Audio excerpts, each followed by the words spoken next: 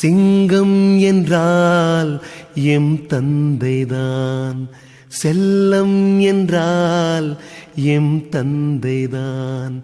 கண் தூங்கினால் துயில் நீங்கினால் M தந்தைதான், M தந்தைதான். எல்லோருக்கும் அவர் விந்தைதான். விண்மீன்கள் கடன் கேட்கும் அவர் கண்ணிலே, வேல் வந்து விளையாடும் அவர் சொல்லிலே, அவர் கொண்ட புகழ்